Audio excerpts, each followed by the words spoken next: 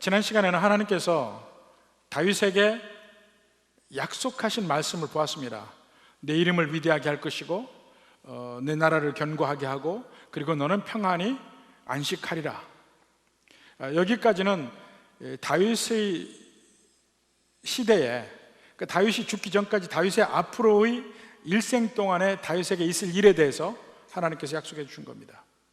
근데 사무엘하 7장에서 하나님께서 다윗에게 주신 약속은, 언약은 거기에서 끝나지 않죠. 다윗이 죽은 이후에 먼 훗날에까지 약속을 하시는 대목이 나오는데, 그것이 바로 오늘 우리가 보는 대목입니다. 먼저 11절 후반부에 보면, 제일 후반부에 여호와가 또 내게 이르노니 여호와가 너를 위하여 집을 짓고, 여호와 하나님께서 다윗을 위해서 집을 짓는다고 이야기를 해요. 그런데 그 뒤에 이야기를 보면 실질적인 집이 아니라는 걸 알 수가 있습니다. 실제 다윗은 이미 자기의 집이 있죠. 왕궁이 있습니다. 근데 하나님은 지금 다윗이 가지고 있는 화려한 왕궁은 전혀 관심이 없어요. 전혀 다른 형태의 집을 짓겠다고 이야기를 합니다. 그것이 바로 그 뒤에 12절에 나오죠. 내 수완이 차서 내 조상들과 함께 누울 때에, 조상들과 함께 눕는다는 게 표현이, 죽는다는 표현 맞죠? 주일날에도 얘기했죠. 주일날 이스라엘의 묘실에 가서 보면 정말로 조상들과 함께 합하여지는 면을 얘기를 했습니다. 조상들과 함께 누울 때에 내가 네 몸에서 날 내 씨를 내 뒤에 세워 그의 나라를 견고하게 하리라. 바로 이 면이 하나님께서 다윗을 위하여 지으실 집을 이야기합니다. 그러니까 이 집은 왕궁이 아니고 다윗의 왕조, 다윗의 왕조를 이야기하죠. 그 왕조를 하나님께서 영원히 이르게 견고하게 하리라. 그 다윗의 왕조를 통해서 다윗의 이름도 위대하게 하고, 또 그 다윗의 왕조가 견고함으로 그 안에 사는 모든 이스라엘 백성들이 함께 안전함을 누리고 평안을 누리고 할 수 있게 하겠다는 것입니다. 자, 요 12절의 말씀에서는 구체적으로 약속이 세 가지 면에서 약속을 하고 있습니다. 첫째로 보면 아까 말씀드렸듯이 다윗 이후를 말씀합니다. 다윗의 인생은 하나님이 어떻게 이루어 가실 것을 얘기했어요. 그리고 다윗은 죽을 겁니다. 선조에게 돌아갈 겁니다. 이것이 모든 리더들의 문제이죠. 왕들 아무리 좋은 왕이라도 결국 죽어요. 아무리 좋은, 아무리 지혜로운 리더가 있다 할지라도 그는 결국 없어집니다. 오늘날의 교회도 마찬가지예요. 아무리 좋은 목사님이 있어도 결국 그는 사라집니다. 하나님께서 함께 하시지 않으면 아무것도 아니라 이거죠. 사실 이 앞에 사무엘도 그런 면의 어려움을 겪었죠. 사무엘은 정말 좋은 선지자였습니다. 그런데 그의 아들들은 그렇지가 못해요. 그래서 이스라엘 백성들이 불안하니까 우리에게도 왕을 달라고 이야기한 겁니다. 그래서 결국은 사울을 왕으로 임명하게 됐지만 사울도 죽고 그의 왕국도 없어졌습니다. 다윗도 마찬가지예요. 다윗이 죽은 이후에는 다윗에게 한 약속, 그 당대에 이루어질 것은 거기서 끝나고 그 이후에 영원히 없어지지 않을 약속을 하나님께서 주시는 겁니다. 그리고 그 약속은 두 번째로 여기서 나오는 내 몸에서 날 내 씨, 즉 다윗의 후손에 달려 있습니다. 이 약속은 아브라함에게 하나님께서 하신 약속하고 거의 판박이에요. 똑같아요. 이름을 위대하게 하겠다, 어느 곳을 주겠다, 그리고 안식을 주겠다. 이게 다 모든 면이 결국 후손에게 달려 있습니다. 아브라함의 약속도 결국은 후손이 있느냐 없느냐, 그 후손이 어떻게 하느냐, 거기에 따라 달려 있고, 다윗의 언약도 마찬가지예요. 내 씨를 세워 그의 나라를 견고하게 하리라. 아브라함의 언약에도 내 씨로 말미암아 천하 만민이 복을 얻으리라. 그 씨라는 말이 전부 단수예요. 한 사람을 가리키고, 아니면 집합적으로 한 한 그룹을 가리키기도 하고 그렇습니다. 그러니까 아브라함의 언약이 이루어지는 한 징검다리로서 다윗의 언약이 있어요. 다윗의 언약이 이루어져야 아브라함의 언약도 이루어지는 거예요. 근데 역사적으로 그 다윗의 언약이 즉각적으로는 솔로몬에게서 어느 정도 이루어집니다.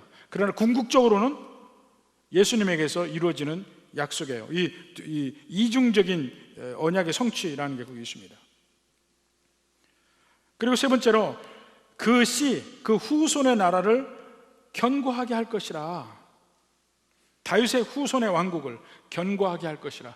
실제로 인간적으로 보면요, 물론 그 뒤에 다윗과 솔로몬 이후에 왕국이 둘로 갈라집니다.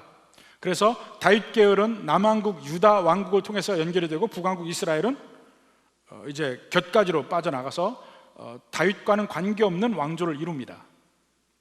근데 놀랍게도 고대 근동에서 한 왕조의 수명이 100년에서 120년 가면은 길어요.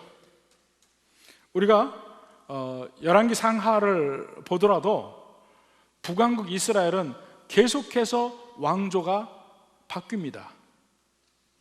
제일 처음에 여로보암이 있죠. 그 다음에 오므리 계통이 있고 예후의 왕조가 있고 계속해서 왕조가 바뀌어요. 거의 한 100여 년마다 왕조가 바뀌는데, 그 당시 이집트라든가 바벨론, 아시리아, 이 주변의 모든 강대국도 거의 다 그 한 왕조가 200년을 넘지 못합니다. 근데 다윗의 계열에서 남왕국 유다로 이어지는 그 유다 왕국은 400년이 넘게 갑니다. 그러니까 BC 1000년경에 다윗이 왕이 되거든요. 근데 그 나라가 언제 멸망하느냐? 586년, BC 586년에 멸망해요. 그러니까 한 420년 정도 갔죠. 그렇게 오래 왕조가 이어진 나라가 고대 근동에는 없어요. 우리는 조선이 500년이다. 우리 쪽에서는 그럴 수 있습니다. 근데 근동 지방에서는 하도 서로 물리고 하는 그런 일이 많아서 왕조가 오래 갈 수가 없었어요. 거기에서 유일하게 정말 두드러지게 오래간 왕조가 다윗 왕조예요. 그렇더라도 그런 면을 볼 수 있을지라도 실제 하나님께서 이 사무엘하 7장에서 약속하신 왕조는 영원한 왕조라고요. 그러니까 다윗 왕조, 바로 남왕국 유다까지 이어지는 그 왕조로서 그 약속이 다 이루어지는 게 결국은 아니라는 거예요. 하나님의 약속은 그 위를, 그 이후를 보고 있다는 걸 알 수가 있습니다. 자, 그 다음에 그 지어지게 될 집이 어떤지를 얘기합니다. 13절 전반에 한번 봅시다. 그는 내 이름을 위하여 집을 건축할 것이요. 그가 누굽니까? 그 다윗의 씨, 다윗의 후손이죠. 내 이름을 위하여 집을 건축할 것이요. 근데 이것은 이제 실질적인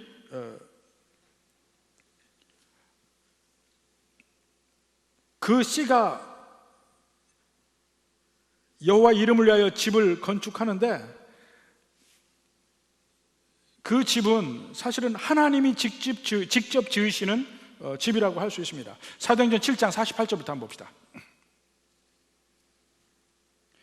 그러나 지극히 높으신 이는 손으로 지은 곳에 계시지 아니하시나니 선지자가 말한 바 주께서 이르시되 하늘은 나의 보좌요 땅은 나의 발등상이니 너희가 나를 위하여 무슨 집을 짓겠으며 나의 안식할 처소가 어디냐.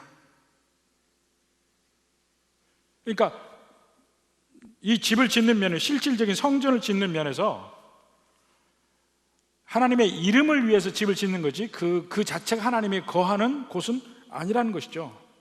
그 이름을 거기 둔다는 것은 하나님의 크심을 이야기하면서, 그렇지만 하나님을 만날 수 있는 유일한 장소가 바로 그 성전이라는 거예요.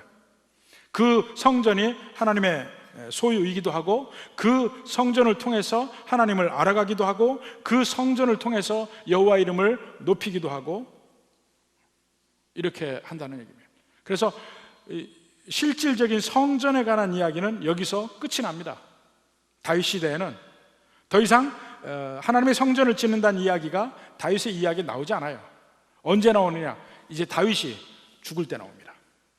솔로몬에게 넘길 때, 자기의 모든 왕권을 넘길 때, 사실은 다윗이 죽기 전에 솔로몬에게 그 왕권을 넘깁니다. 그래서 같이 섭정을 할 수 있도록 하게 만드는데, 그때에 솔로몬에게 다윗이 그 성전 건축에 관한 그 말을 넘겨주게 되거든요. 이제 이 전을 건축하는, 실질적으로 성전을 건축하는 문제는 여기서 더 이상 얘기 나오지 않고 끝이 납니다. 근데 그 집이나 성전 건축이라는 그 모티프를 통해서 이제 앞으로 건축할 새로운 집, 이것은 물리적인 집이 아니고 왕조를 이야기하죠. 그것은 영원하다는 면을 이야기를 합니다. 그 13절 후반부부터 나는 그의 나라 왕위를 영원히 견고하게 하리라, 그 말이 나오죠. 그 나라 왕위를 영원히 견고하게 하리라. 이제는 이 집은 다윗의 씨가, 다윗의 후손이 짓는 이 성전이 아니고 왕조, 이것은 하나님이 지으신다는 얘기예요. 내가 그 나라를 영원히 견고하게 하려 했거든. 그 왕조는 하나님이 지으시거든요. 자, 그러면서 14, 15절 봅시다. 그 나라가 어떻게 영원하게 되느냐 하면 14절에 나는 그의 아버지가 되고 그는 내게 아들이 되리니. 요면이 사울의 왕국과 다윗의 왕국의 차이점입니다. 사울은 하나님과의 관계에서 아버지와 아들의 관계가 아니었죠. 다윗의 왕조에서는 하나님과 그 다윗의 왕조의 왕들과는 아버지와 아들의 관계라는 거예요. 이게 전혀 다른 이제 다이내믹입니다. 그는 내게 아들이 되리니 그가 만일 죄를 범하면, 전에 사울이 죄를 범할 때 어떻게 했습니까? 사울이 죄를 범했을 때는 그의 왕국이 멸망했습니다. 근데 이번에는 그가 만일 죄를 범하면 내가 사람의 매와 인생의 책찍으로 징계하려니와. 징계는 해요. 매는 태. 그렇지만 한 번 아들은 영원히 아들이에요. 15절에 내가 내 앞에서 물러나게 한 사울에게서 내 은총을 빼앗은 것처럼 그에게서 빼앗지는 아니하리라. 사울을 대할 때와 다윗의 후손을 대할 때는 전혀 다르다 이겁니다. 왜 하나님이 그렇게 하실까요? 왜 하나님이 편애하시나요? 예, 하나님은 편애하시는 하나님이 맞습니다. 하나님 편애하시는 하나님이에요. 다 죽을 인생들인데 그 중에 일부를 살리시고, 여기 앉으신 분들은 하나님이 편애해서 여기까지 있는 거예요. 하나님의 편애를 받아서 여러분이 내가 잘나서 하나님이 부르셨나? 꿈 깨십시오. 잘나서 부른 건 아니에요. 하나님이 사랑해서, 왜 사랑했는지 모르는 거예요. 근데 다윗에게 한 약속을 보면 하나님의 품성이 나타납니다. 그냥 하나님이 일방적으로 약속을 하는 거예요. 내 후손을 통해서 내 왕국을 견고하게 하려는데 혹시 그가 범죄하면 내가 두들겨 패긴 하는데 죽이진 않겠다고, 그 왕조를 패하지는 않겠다. 일방적으로 하나님이 그렇게 약속하시는 거예요. 왜 그럴까? 모르죠. 그건 모릅니다. 하나님의 품성이에요. 그 모르는 하나님의 품성 때문에 우리가 구원을 받는 거예요. 하나님이 왜 나를 구원하셨을까? 모르죠. 하나님이 그냥 구원하신 거야. 하나님이 다윗에게 주시는 축복도 마찬가지입니다. 그러니까 하나님이 다윗이 그저 감사할 뿐이에요. 그 뒤에 나오는 것이 그저 하나님 앞에 감사할 뿐이에요. 목동인 나를 하나님이 이 왕으로 세우셨구나, 그렇게 하면서 감사하잖아요. 우리의 구원도 마찬가지입니다.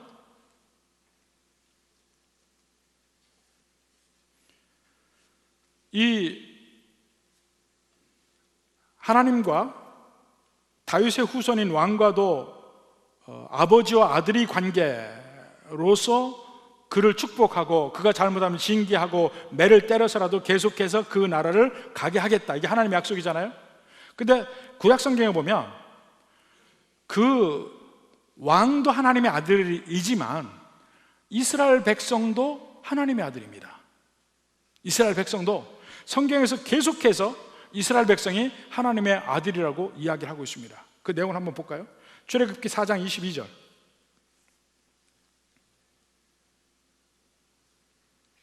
자, 너는 바로에게 이르기를 여호와의 말씀에 이스라엘은 내 아들 내 장자라.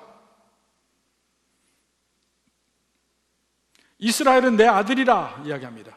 그러니까 민족으로서 이스라엘 전체를 하나로 봐서 이 이스라엘이 내 아들이라 이렇게 단수로 표현하고 있습니다. 23절에 보면 내가 네게 이르기를 내 아들을 보내주어 나를 섬기게 하라 하여도 내가 보내주기를 거절하니 내가 내 아들 내 장자를 죽이리라. 마지막 10번째 재앙이 바로 이 내용입니다. 이스라엘이 하나님의 아들인데 장자예요. 여러분은 누굽니까? 우리도 하나님의 아들인데 우리는 둘째 아들이에요. 그야말로 이스라엘이 첫째 아들이면 우리는 둘째 아들이에요. 이스라엘의 모든 민족 중에서 제일 먼저 택한 하나님의 백성이라는 의미예요. 장자. 바로 내가 내 장자 이스라엘을 놓아주지 않으니 내가 내 장자를 죽이리라.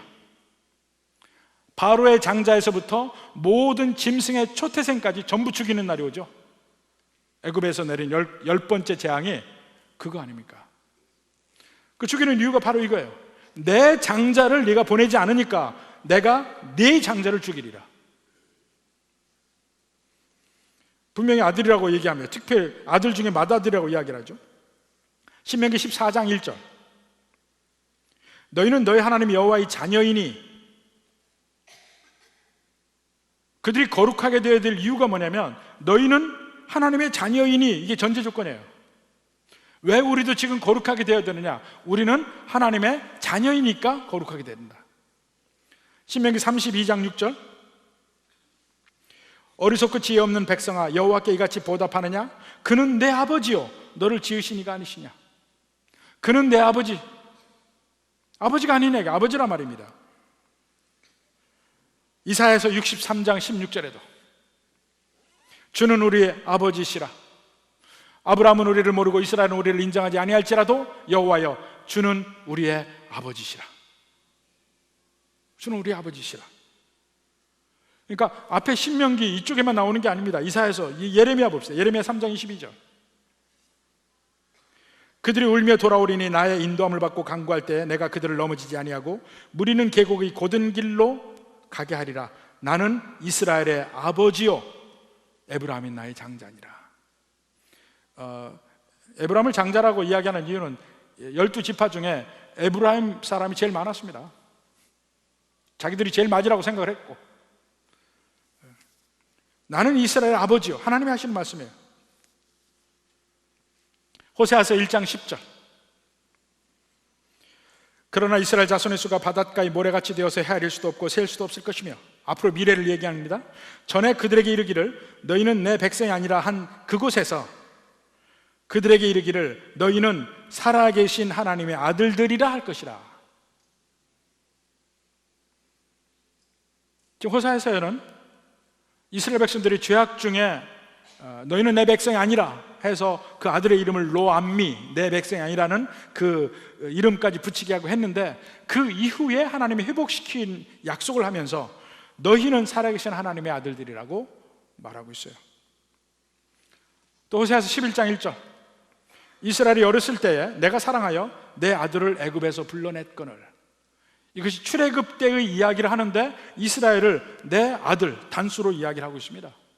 이렇게 성경은 끊임없이 백성으로서 이스라엘 그 그룹 전체가 하나님의 아들이라고 표현하고 있거든요. 근데 어떻게 그들이 그 하나님의 아들이 계속해서 되냐면, 결국은 다윗의 언약 가운데에서 그들이 하나님의 아들이 됩니다. 다윗의 후손이 하나님의 아들로서 하나님이 그 후손을 복 주시면 그 안에 있는 이스라엘 백성이 같이 복을 받는 거예요. 하나님, 다윗의 후손, 이스라엘 백성. 하나님께서 다윗의 후손에게 안식을 주십니다. 그럼 그 안에서, 그 다윗의 후손 안에서 이스라엘 백성들이 안식을 얻어요. 하나님이 다윗의 후손을 하나님의 아들이라고 이야기합니다. 그 이스라엘 왕이 하나님의 아들이 됨으로써 그 안에 있는 이스라엘 백성들이 하나님의 아들이 됩니다. 자, 그러면 이제 그 왕과 백성과 뗄 수 없는 관계에 대해서 사무엘하 5장 1절 한번 봅시다. 사무엘하 5장 1절. 이스라엘 모든 지파가 헤브론에 이르러 다윗에게 나와 이르되 보소서 우리는 왕의 한 골육이니이다 그랬죠.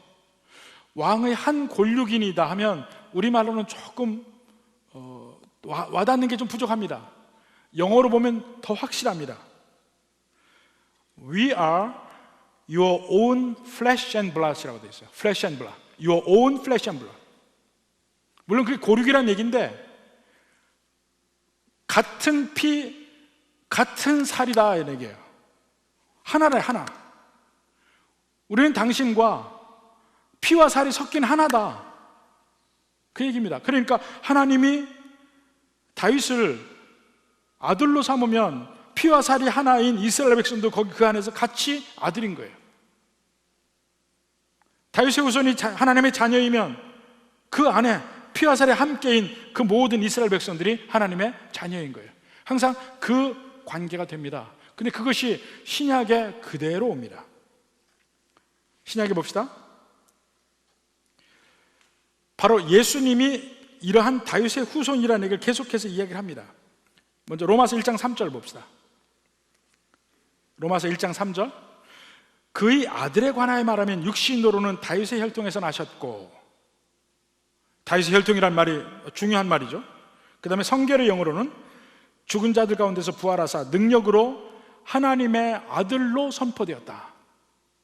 그러니까 예수님이 하나님의 아들이라는 거예요. 다윗의 후손이면서 하나님의 아들. 히브리서 1장 2절 봅시다.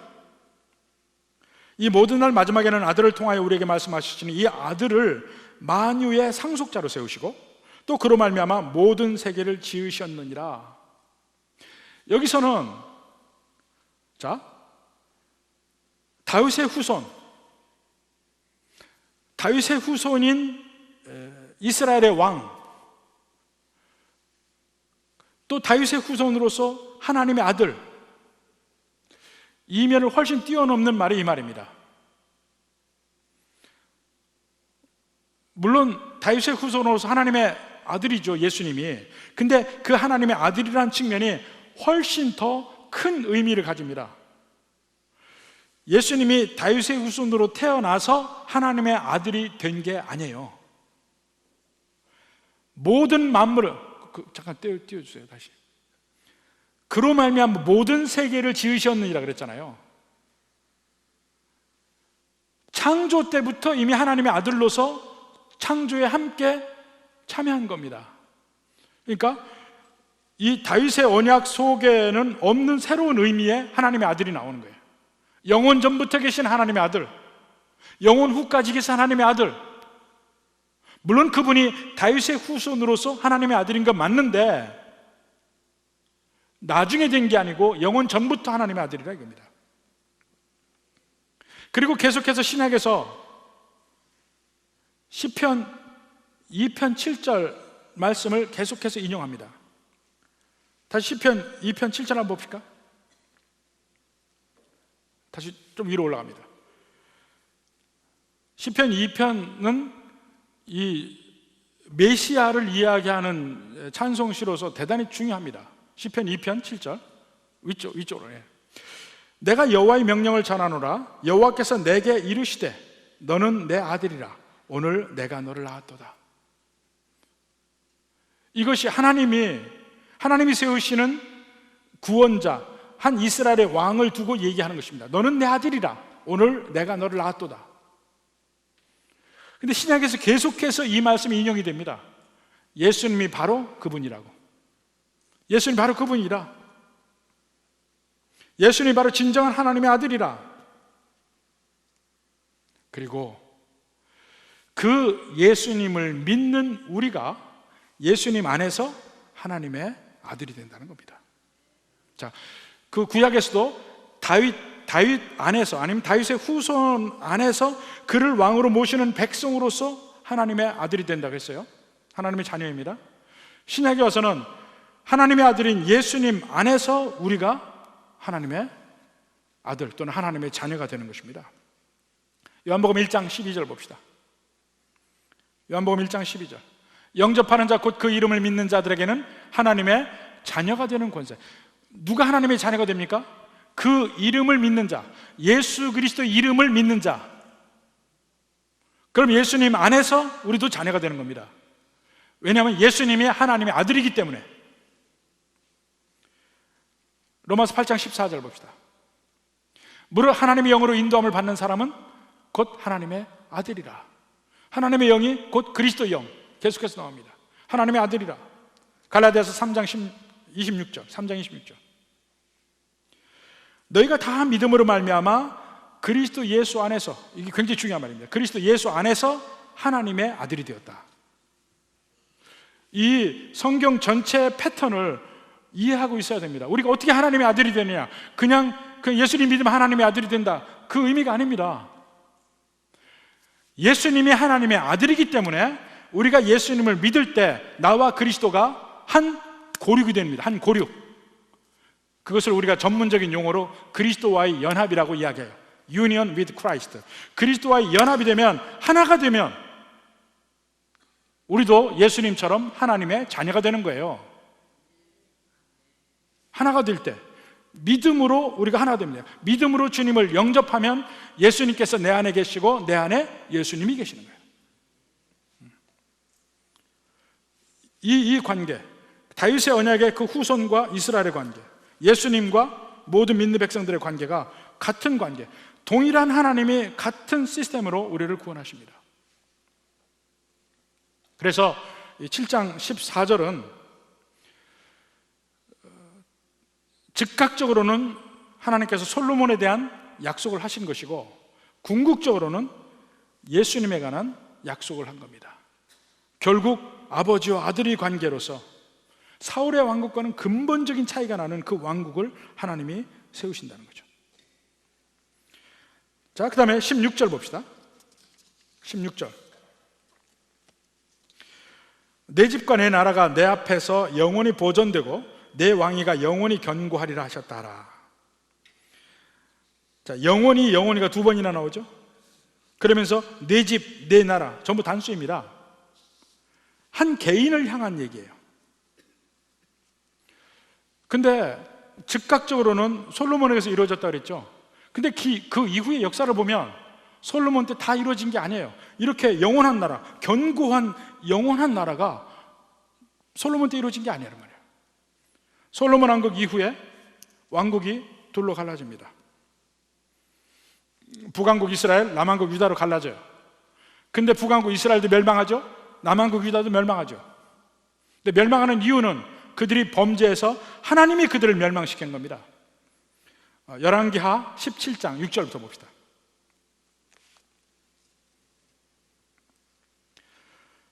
호세아 제9년에 아수르 왕이 사마리아를 점령하고, 이제 바로 이 장면이 뭐냐면 아시리아가 북왕국 이스라엘을 멸망시키는 장면입니다.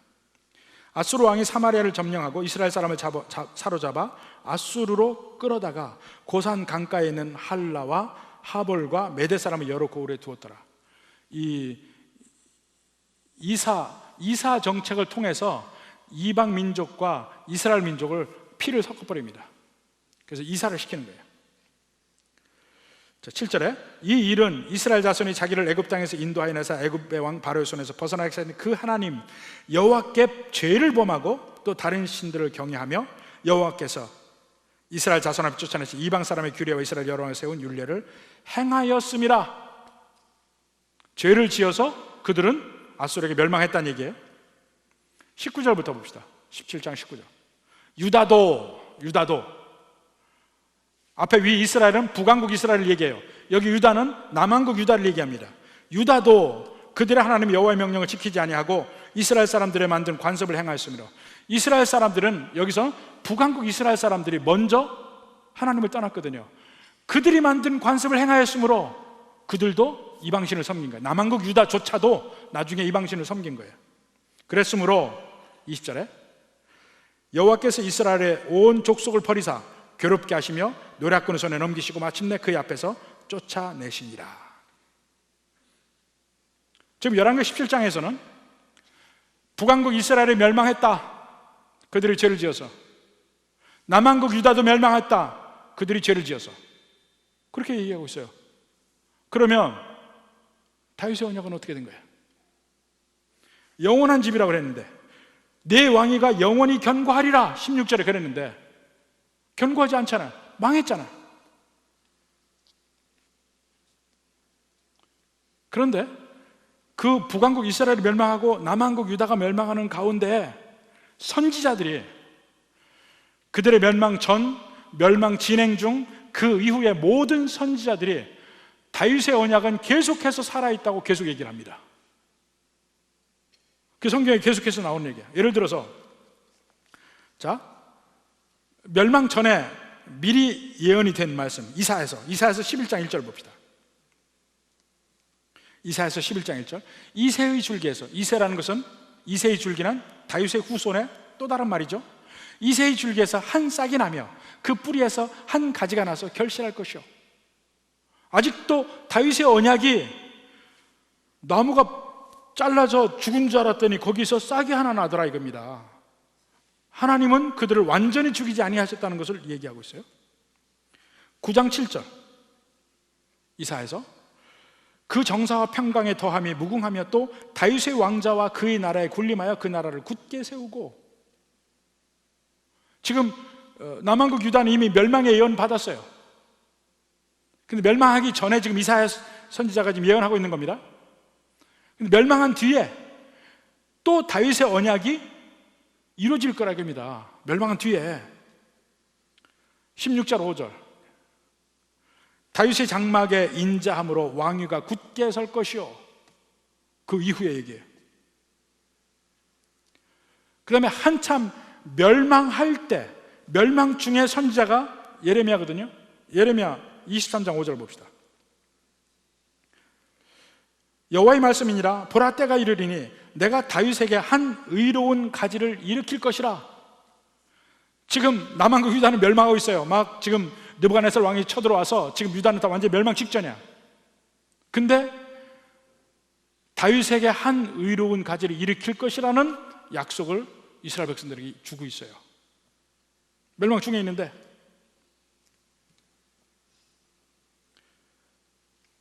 그가 왕이 되어 지혜롭게 다스리며 세상에서 정의와 공의를 행할 것이며 그의 날에 유다는 구원을 받겠고 이스라엘은 평안히 살 것이며 심지어는 북왕국 이스라엘까지도 살아날 것을 예언합니다. 지금 예레미야는 마지막 유다가 멸망할 당시의 선지자예요. 그 다음에 그 이후 또는 에스겔서를 보면 이미 에스겔은 바벨론의 포로로 잡혀간 제사장입니다. 포로로 잡혀간 제사장. 그는 미리 포로로 잡혔기 때문에 아직 유다는 멸망하지 않았어요. 근데 이미 그 멸망 이유를 에스겔 선지자도 보고 있습니다. 한번 봅시다. 에스겔서 34장 23절. 내가 한 목자를 그들 위에 세워 먹이게 하리니 그는 내 종 다윗이라.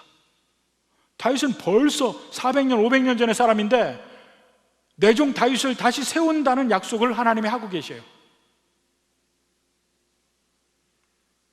37장 24절. 내 종 다윗이 그들의 왕이 되리니. 400년이 넘는 때 다윗이 있었는데 다시 하나님이 에스겔 선지자를 통해서 내 종 다윗이 그들의 왕이 될 것이라고 미래를 얘기하고 있어요. 근데 이 내 종 다윗은 누구냐? 궁극적으로 다윗의 후손인 예수님을 가리키고 있단 말입니다.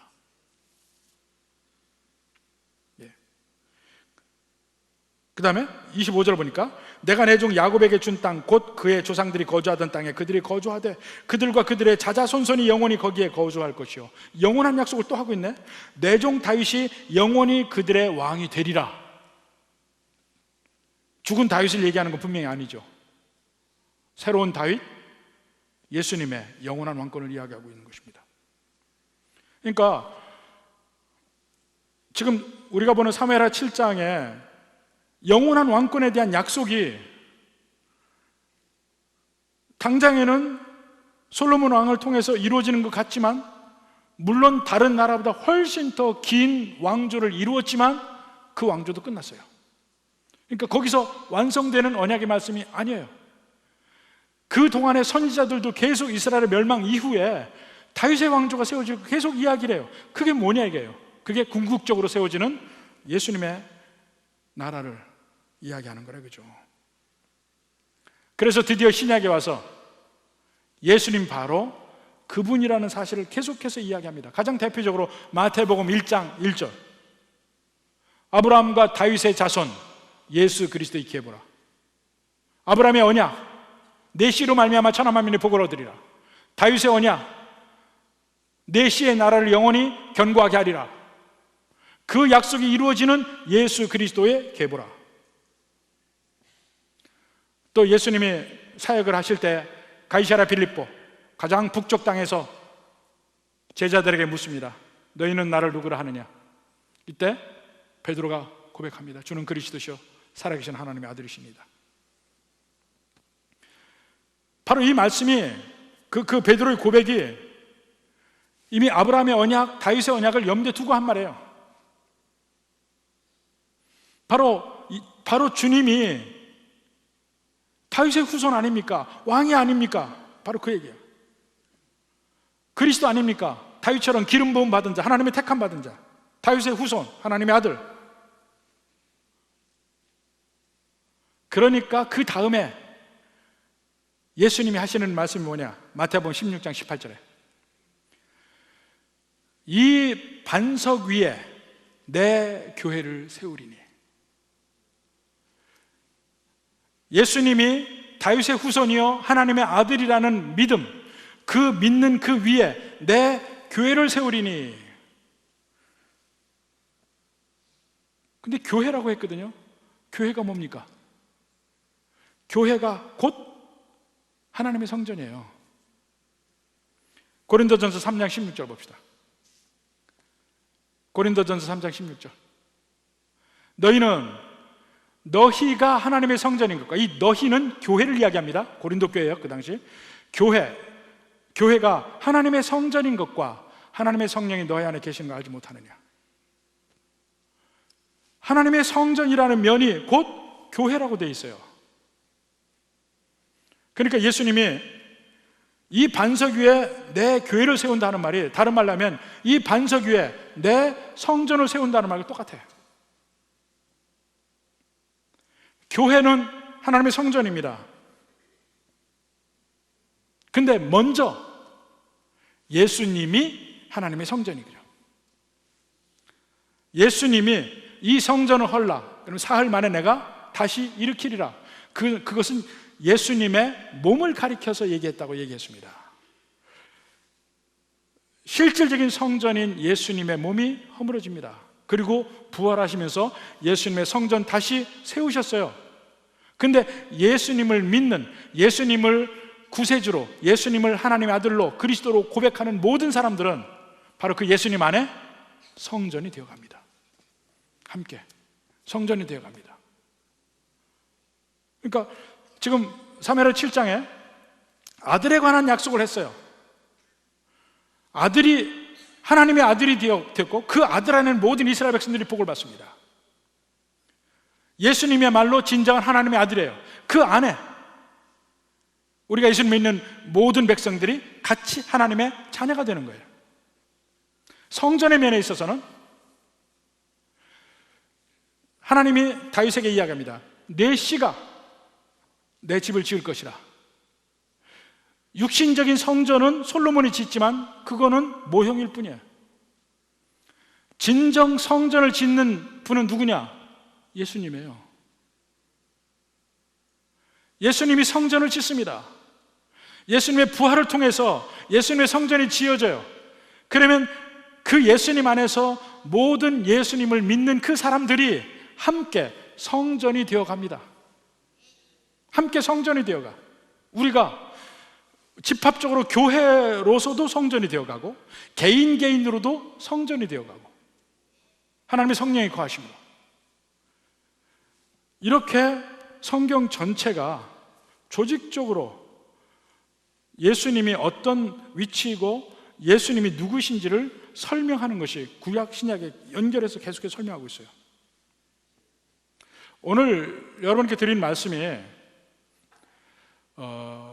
성경을 전체를 조직적으로 볼 수 있는 굉장히 중요한 시스템입니다. 성경이 계속해서 나와요. 근데 이것을 들어본 사람은 그렇게 많지가 않아요. 근데 정말 중요한 얘기입니다. 저는 할 수만 있으면 여러분들이 오늘 제가 여러분께 한 이 말씀을 다시 인터넷으로 듣고 테이프로 듣고 노트를 해서 적어 놓으세요. 그리고 다시 보시고 그 속에서 다시 성경을 보면 성경이 이렇게 시스템으로 잡히는 것을 볼 수가 있을 겁니다. 꼭 이러한 그 성경을 보는 관점이 제대로, 왜냐하면 성경에서 그걸 얘기하고 있으니까 그걸 제대로 이해할 수 있기를 주님의 이름으로 축원합니다.